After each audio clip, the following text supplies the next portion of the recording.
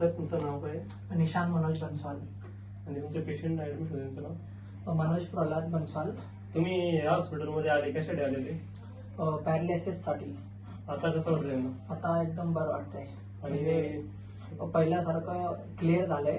त्यांना ज्यावेळेस पॅरालायसिस म्हणजे अटॅक आला होता तर मी मुकेश दादांना यांना फोन केला तर त्यांनी डायरेक्ट इकडे घेऊन आले हॉस्पिटलमध्ये.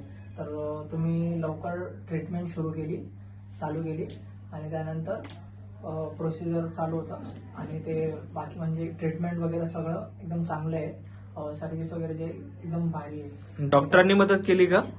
हा, डॉक्टरांनी पण मदत केली आणि सर जे आहे सरांचं म्हणजे एकदम भारी म्हणजे हॉस्पिटल वगैरे जे आहे आणि ट्रीटमेंट वगैरे जे सगळं चांगलं आहे एकदम. बाकी आपला स्टाफ वगैरे तुम्हाला सपोर्ट केला इथे? हा, सगळ्यांनी सपोर्ट केला. आणि बाकी इथे काही पैसे वगैरे लागले याच्यामध्ये? नाही. पूर्ण फ्री झालं तुमचं? हो, योजनेमध्ये? योजनेमध्ये झालं सगळं.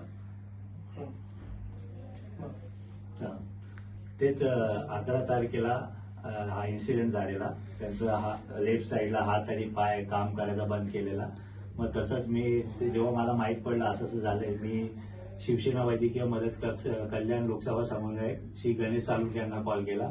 त्यांनी मला MD शाहबुद्दीन सरांचा रेफरन्स दिला का तुम्ही लाईफ केअर हॉस्पिटलमध्ये तत्पर घेऊन जा, मग तिथं तुम्हाला चांगला ट्रीटमेंट मिळेल. मग आम्ही क्षणाचाही विलंब न करता डायरेक्टली शाहबुद्दीन सरांना कॉल केला आणि डायरेक्टली इथे घेऊन आलो विदिन 15 ते 20 मिनिटांमध्ये. मग सरांनी आल्याच डायरेक्टली त्यांना समजलं का काय प्रॉब्लेम आहे त्यांना, त्यानुसार पुढची ट्रीटमेंट चालू केली.